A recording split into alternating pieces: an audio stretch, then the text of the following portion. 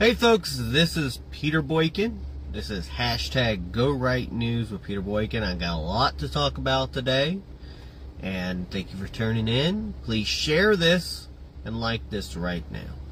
I think it's time for us to go right.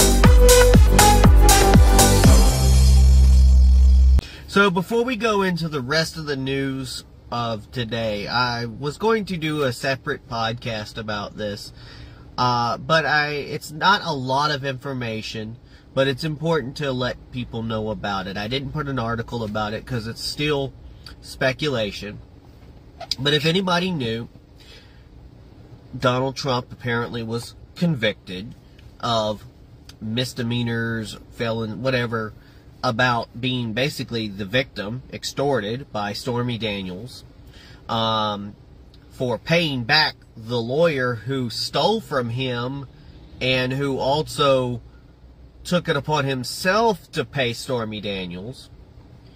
So Donald Trump paid that guy back. Campaign finance didn't really find an issue, but because this is supposedly campaign finance and everything, that's why they bumped it up to, you know, the felony instead of just misdemeanors, which most people would get. Well, in that, the judge was supposed to cast sentencing on July 11th, which he didn't. He pushed it back to September. Mainly, he pushed it back because the Supreme Court had decided that presidents should be immune from things, most things, while they're president. Now, one could say, though, that Donald Trump did this before he became president. How could there be an issue? The problem with this is, and it's kind of what we've been saying from the beginning, is the evidence that they used against Donald Trump during the case was gathered because of his presidency. So, in fact, that evidence should not have been used in the case. Plus, the fact that he's president, it was a reason why to go against him in the first place, to mess with his presidency. So that judge has some sense. One, he doesn't want to be the one that can fix Donald Trump. He doesn't know exactly what to do in this situation. He doesn't want to be hounded by, crazies. And frankly, it looks like the case is probably going to be dropped, or the case will be null and void. Things might be thrown out, and Donald Trump will probably not be convicted of anything, which is a great thing, because he should have never been convicted anyway. All the other cases are basically thrown out the door. Again, this was all to distract Donald Trump, to keep him busy, and to try to make sure he didn't become president. Do not come. Do not come. I'm gonna come.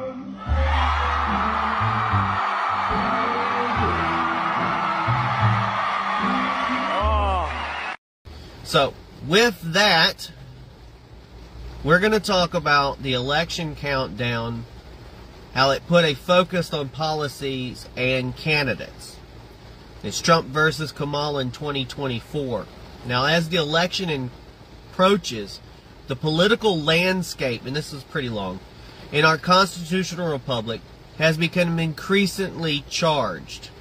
The recent decision by the Democratic Party to position Kamala Harris as their leading candidate has stirred significant debate and analysis. This strategic shift, perceived by some as a recalibration of their campaign, has placed Republican candidates on alert, emphasizing the need to remain steadfast in their messaging and policy advocacy. Now, opinion-based content indicates that some Republicans feel the media and entertainment industry have created an environment that challenges the candidates more than in recent memory, And this sentiment has galvanized the Republican base, underscoring the importance of focusing on policy issues that resonate with voters. Now, supporters of the Republican platform argue that their policies are superior, particularly in areas as border security, health care, law enforcement, and criminal justice. And they point to concerns that Kamala Harris's policy proposals could lead to an open southern border, which is already wide open as it is now, provide health care to undocumented immigrants, which is not needed because we have enough people here that need health care. They could defund police departments, yeah, they could, and eliminate cash bail, potentially allowing violent criminals to be released without sufficient oversight. Chaos. That is the Democratic Party, normally the chaos party. These views reflect a broader concern about maintaining law and order and ensuring that immigration policies protect national interests. Now, the phrase, keep calm and make America great again, often associated with Republican messaging, highlights the party's call for a return to policies they believe will strengthen this nation. This slogan capitalizes a desire for stability, economic growth, and strong national security. And as the election nears, it's not too far away, less than 100 days, it is clear that this race will hinge on contrasting visions of the future of the United States. The Republican emphasis on policy clarity and their critique of the Democratic approach aims to sway undecided voters and solidify support within their base. The outcome will ultimately depend on which message resonates more effectively with the American electorate, reflecting the diverse and dynamic nature of our constitutional republic. And I say constitutional republic over and over again because I'm a constitutionalist for liberty. Constitutionalist above all. I'm a citizen journalist. I like to talk about subjects, and I like to analyze subjects.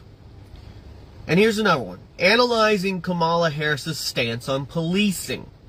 As the election approaches, it's crucial to examine where candidates stand on key issues, particularly those that impact public safety and law enforcement. The mainstream media often overlooks these discussions, so providing a detailed analysis becomes essential for voters seeking clarity. In a conversation with MSNBC's Chris Hayes, Kamala Harris recently shared her views on the, quote, defund the police movement during the protests following the death of George Floyd. Now, Harris emphasized the need to reimagine safety in America, suggesting that it is, quote, outdated and actually wrong and backwards to think that more police officers will create more safety. Now, this statement, it reflects a broader debate about the role of law enforcement in maintaining public order and safety, which is a central concern for many voters. Don't forget that Kamala Harris was one of the first persons to lock up the most black men in prison. It's not been good for her, but this is, the beginning of the flip-flop. Harris's support for reallocating funds from police departments to other community services, which further demonstrated when she praised Los Angeles for cutting $150 million from its police budget. This decision aligns with calls from some activists to shift resources towards social services, mental health support, and community outreach programs. And I'm not knocking those programs, but we have to protect people from people. And that has an accurate police force. And if you don't defund their police to fix the police department, you educate the police. That's what you need to do. You actually give more funds to accurately give them the equipment, accurately have the people behind them, accurately have the support crew, and have more funding for the police to do their job. You don't cut their budget. It makes no sense. However, this approach has sparked controversy, particularly among those who believed it would compromise public safety, just like I said. Additionally, Harris's encouragement for her supporters to contribute to bail funds for individuals arrested during the protests, including members of groups like Antifa and BLM, has been a point of contention. And critics argue that such actions may undermine the rule of law and public trust in the justice system. And remember, these are the same people that said, give a bail, get these people, these protesters out, the Antifa type people out, Meanwhile, the people who went to the Capitol building on January 6th, throw them in jail, lock them away, enemies of the state. Things that they did were just as light or not even as worse as things that BLM has done, that Antifa has done. But because it's a political thing, let's bail them, let's get them out, let's not even try them. But for January 6th, it was 9/11, right? That's horrible. That's horrible. Now, as we evaluate candidates' policies, it's important to consider these perspectives and their potential implications in our constitutional republic. This discussion around law enforcement, public safety, and community investment remains a pivotal issue in this election, reflecting broader societal debates about justice, equity, and the role of government in ensuring a well-being of its citizenship. Now let's move on to another instance of Kamala Harris. Kamala Harris's controversial truancy law. It's a closer look. Now, truancy is making sure your kids go to school, not running the streets, which is a good thing to have truancy laws. But in this case, there was that time that Kamala Harris tried to put parents in jail. As the election season intensifies, it is crucial to scrutinize the policies and actions of those seeking the highest offices in our constitutional republic that ensures our democracy. One such figure is Kamala Harris, whose record as district attorney of San Francisco raises significant concerns, particularly regarding her stance on truancy. Now, the truancy law, during her tenure, Harris supported Senate Bill 1317. Enacted in 2010, this law made it a misdemeanor for parents whose children missed more than 10% of school days without a valid excuse. The penalties were severe, including fines of up to $2,000 and potential jail time of up to 1 year. Now, the intent was to combat truancy, but the implementation and consequences drew considerable concern and criticism.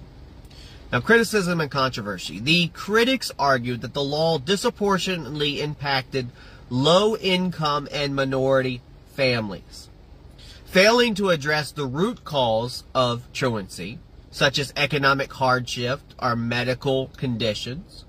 A notable case involved Cherie Peebles, who was arrested after her daughter, suffering from sickle cell anemia, missed 20 days of school. The case highlighted the law's insensitivity to the complexes of family and health issues. Now, there are some character concerns. Harris's support for such punitive measures raises questions about her judgment and leadership style.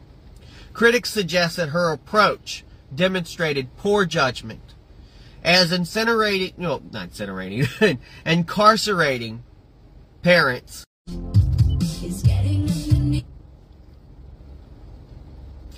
Critics suggest that her approach demonstrated poor judgment, as incarcerating parents does not inherently solve truancy and may exacerbate future instability. Additionally, some argue that this policy reflects a tendency toward authoritarianism, a concerning trait for anyone seeking higher office. You know, they're always calling about Donald Trump being a dictator, Donald Trump this, Donald Trump that. Here we go, Kamala Harris. I want to throw people in jail from truancy law. Let's ignore, family values and things like that. Just want to throw people in jail because it's my job. I got to do it. Now, during her presidential campaign in 2019, Harris expressed regret for supporting the law, acknowledging its flaws. However, this retrospective regret does not erase the impact of her decisions on affected families. Now, Harris's record on truancy laws is a critical issue for voters to consider. It reflects broader concerns that her approach to governance, particularly regarding policies that affect vulnerable populations. As they want to bill Kamala Harris as being black, she hasn't really watched out for that community. Why would she watch out for that community in the future? But some people will believe that. They'll believe anything. It's essential to remember that the principles of accountability and justice that underpin our constitutional republic. And voters deserve leaders that demonstrate compassion, sound judgment, and commitment to policies that truly serve the public interest. Let's move on to the next subject, Kamala Harris's role as the border czar. Because the media didn't want you to know this. And the lead up to the election, the role of Vice President Kamala Harris as the border czar has become a contentious issue, particularly among conservative circles. Recent media narratives appear to downplay her involvement in managing the border crisis, leading to criticism that corporate media is attempting to shield Harris from accountability. Now here's some background of media coverage. Axios, a prominent news outlet, recently published an article asserting that Republicans have tagged Harris repeatedly with the, quote, border czar title, which she earlier reporting, including by Axios itself in 2021, Axios noted Harris, appointed by Biden as border czar, said she would be looking at the root causes that drive migration. Now, other major news networks such as CNN, MSNBC, ABC News, CBS News have referred to Harris in this role. Again, they always forget, like they jumped on Donald Trump at the whole, it's going to be a bloodbath, but then they forget that they said the same thing in the same context, but they make it sound something different when Donald Trump says it. Now, here's public opinion and the border policy. Actually, wait a minute. Let's talk about the official statements. There's official statements. Now, President Biden in a press conference outlined Harris's responsibility, stating, "I have asked Harris to lead our efforts with Mexico at the Northern Triangle, stemming from the migration of our southern border." While Biden did not explicitly use the word border czar, and I know where they got this from, because when Barack Obama was in office, he had all these different czars. But Biden clearly positioned Harris as the lead figure in addressing border-related issues. And we all talked about how Biden didn't go to the border, and then Harris didn't even go to the border neither. There was just like nobody was going to go there. Meanwhile, they were shipping people all over the United States. And then a couple of Republicans decided to ship them to up to Martha's Vineyard. People freaked out. They shipped a lot of people to New York, and they're freaking out because they've actually have to come face to face with all these people that they wanted in the country. They wanted us to be a country of just a whole bunch of immigrants, and when they got faced with the problem, they didn't know what the hell to do with it. And they were like, please don't send anymore. Please. I can't take it. New York, we can't take it. We were a city of immigrants, but now we can't take it anymore. How quickly people changed their mind. Reminds me of Laura Loomer sent some illegal aliens to Nancy Pelosi's door. They didn't like that. Now, public opinion and border policy. The handling of the border situation remains a critical issue for many Americans.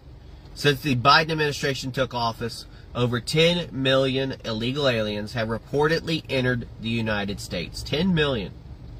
The surge has prompted calls for stricter immigration policies. We're supposed to have some of the strictest in the world, but we don't. A CBS News poll indicates that 62% of Americans, including 53% of Hispanic voters, support mass deportations of illegal immigrants, reflecting widespread concern over the current approach to border security. There is no border security. Media and political implications. The media's portrayal of Harris's role in the subsequent backlash highlight broader concerns about media bias and accountability. Additionally, it was revealed that GovTrack, a website tracking politicians' voter records, had removed a page detailing Harris's record in the California Senate, where she was noted for having a radical left voting stance. This action further fuels debates about transparency and media influence in shaping public perception. And we all know they've been lying because they've been covering for Joe Biden for 3.5, 4 years now. Why not continue the lies with Kamala Harris? Now, the ongoing discussion about Harris's role as border czar underscores the complexities in immigration debate and the need for a clear, accountable leadership in addressing these challenges. And the constitutional republic's principles call for transparency and accountability, which are essential in evaluating the policies and performance of political officials. So what are we going to say about all this? We're definitely not going to be voting for Kamala Harris. I hope not. I know there's a lot of brainwashed people out there that won't even listen to things like this, and I know this is a lot of information to take in. Somebody be like, why is your podcast so long? Because it's information. And where else are you going to get it from?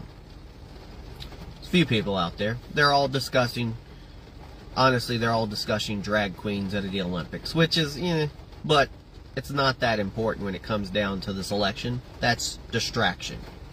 I'll probably throw a little insert video in to keep you going later on when I redo this and remaster this video for publication. But I want to talk about real news. So Donald Trump, leads in key issues as the election nears. As the presidential race intensifies, Donald Trump continues to hold a significant lead over Kamala Harris.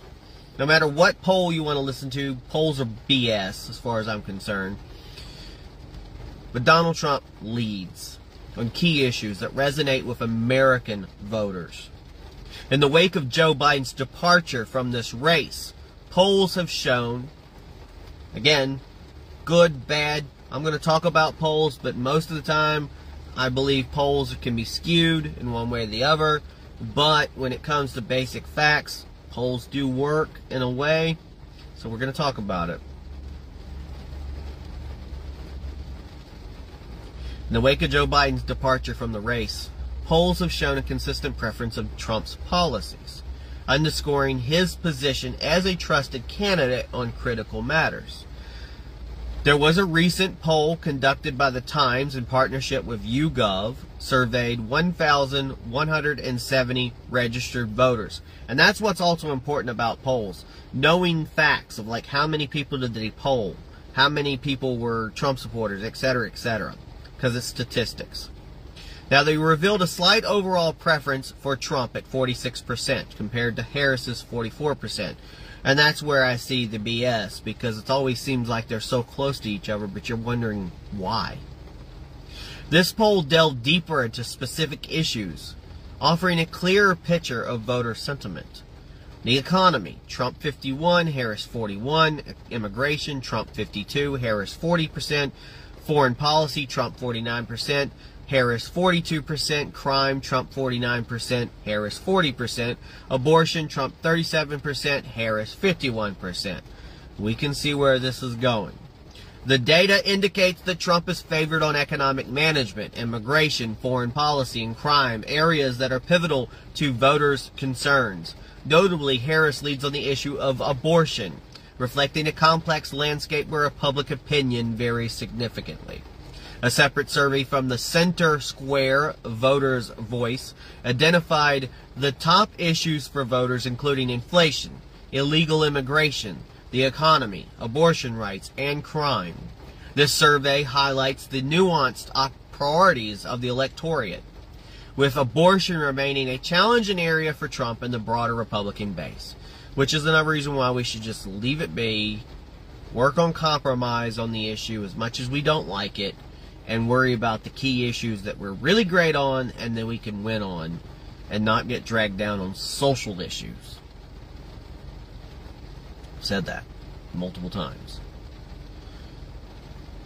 The question of whether this country is ready for a female president was also addressed in the polling, with 54% of respondents expressing readiness, down from 63% in 2016 when Hillary Clinton was the nominee.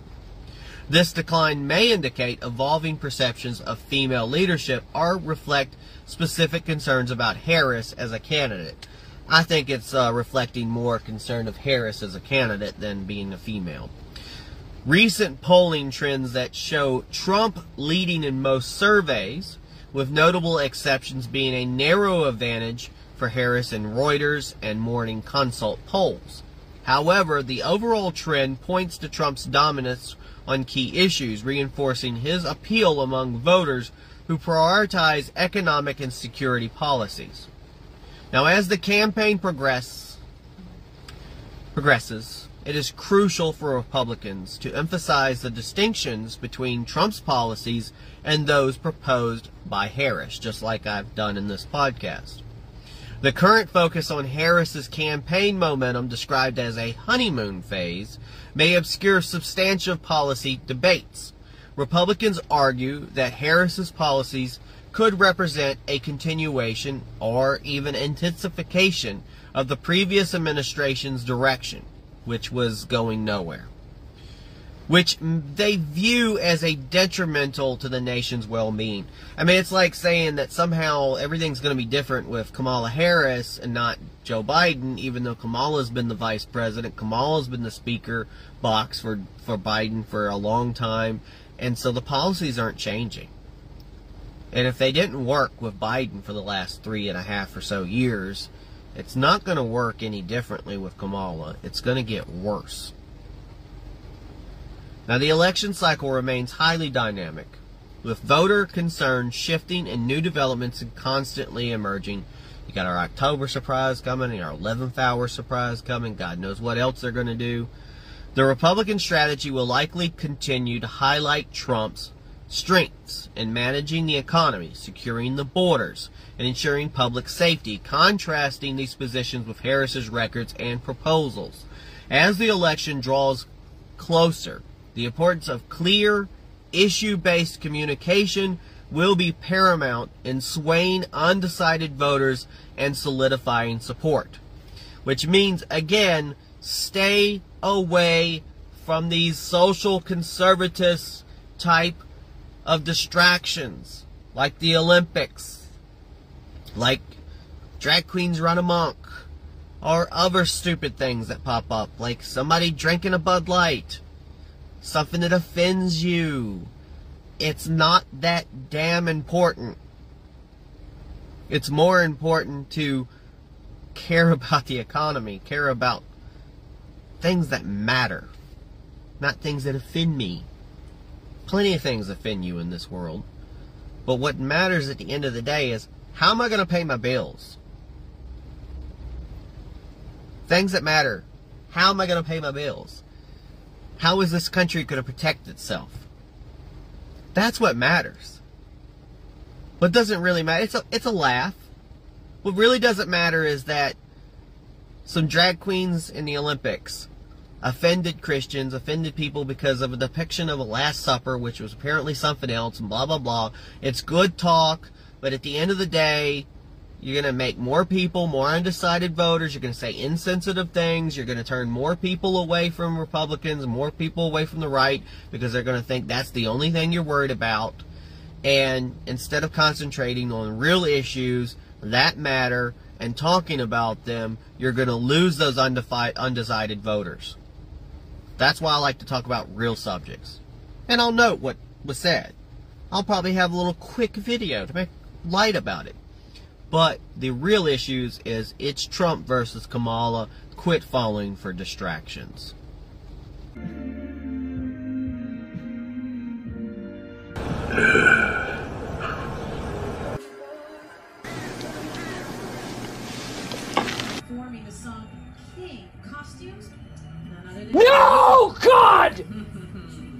No! God, please, no! No! No! But why? Meanwhile, what's Google trying to do? Google is trying once again, to suppress your search for Donald Trump. Because there's allegations of search suppression by Google, which is raising concerns. So why is Google suppressing searches about Trump's assassination?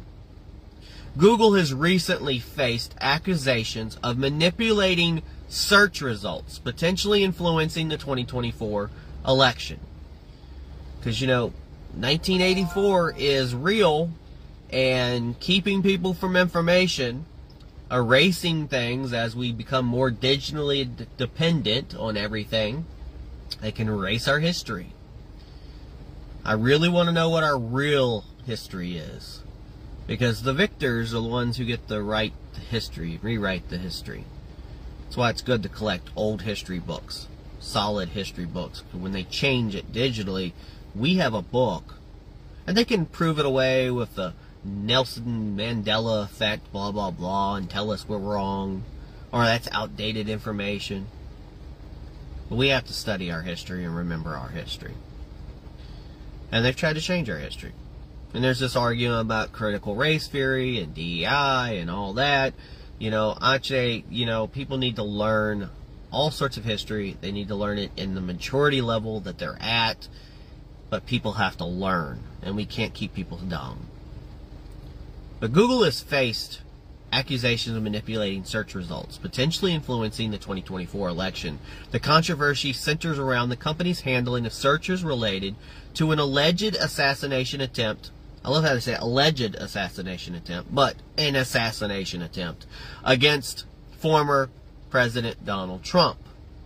Users reported that they have begun typing assassination attempt of into Google search bar, and the the auto-complete function did not suggest Donald Trump as a completion option.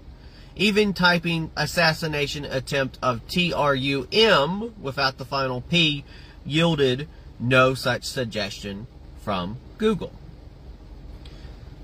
Now let's understand Google's autocomplete. Now, Google's autocomplete is designed to predict and display search queries in real time, based on popular searches. It aims to speed up and refine the search processes of users. Typically for queries like assassination attempt of, autocomplete would suggest names of figures such as JFK, Martin Luther King Jr., Ronald Reagan, and Abraham Lincoln, and I would say Malcolm X, but that attempt actually didn't fail, which is bullshit. He should have been not. Even if you disagree, assassinating people is a horrible thing. Now, Google's response, of course their response is, a spokesperson for Google from New York Post said that there was no deliberate action. There's nothing to see here. No deliberate action taken to suppress search results. The company stated that the system was designed to avoid predictions associated with political violence, which might explain the omission of, quote, Donald Trump. Now, public reaction and commentary. Elon Musk commented on the situation, noting that when a user typed Donald Trump, Google's autocomplete suggested Donald Reagan and Donald Duck, but not Donald Trump. Musk remarked, "Wow, Google has a search ban on President Donald Trump. Election interference?" Now, the historical context of allegations against Google. This incident is not isolated. According to the Media Research Center, Google has been accused of bias and manipulation in search times and search results 41 times over the past 16 years, raising concerns about the platform's influence over public information. And I'm going to tell you this, as much as I love Donald Trump, and I don't want to see crap, I don't want to see news that's anti-Donald Trump, at least 2/3 of the automatic crap that pops up on my phone is almost constantly some anti-Donald Trump stuff. Barely ever do I get anything positive about Donald Trump popping up on my phone. And believe me, these phones know better. They know, And that's what they push to you. They intentionally push you anything that's anti-Donald Trump. That's what the tech company is. That's why I have 2 master's degree in IT, can't get a job in the field, because I'm a right-leaning, patriot-loving constitutionalist for liberty. And their HR and their tech field does not want that. They don't want that. They don't want people. They want people who want chaos. The whole woke crowd. And I hate using the word woke. Now there's concerns beyond Google. The controversy extends to other technology platforms as well. A user reported asking ChatGPT about the assassination attempt of Donald Trump, noting that the AI mentioned minor incidents from 2016 and 2020, but not the recent alleged attempts in Butler, Pennsylvania. Now, these incidents highlight ongoing concerns about the role of big tech companies in shaping public discourse and potentially influencing political outcomes. The implications for free speech and democracy in our constitutional republic remain significant, as these platforms continue to play a central role in how information is assessed and disseminated. This is a reason why I keep GoRightNews.com going. This is the reason why it's based in a foreign-based server, not American-based, with some redundancy. It's a place where I can post things, and you can go to GoRightNews.com and look at articles. And as a citizen journalist, I put these down for people to learn. Yes, it's opinion-based, a little bit, what I say. And I tell you when there's opinion. You can tell when there's opinion. And if I'm wrong about something, I'll retract it. But I try to give the facts. I try to get the information. At the end of the day, I'm trying to get the information to you. And I don't always agree with Republicans. Believe me.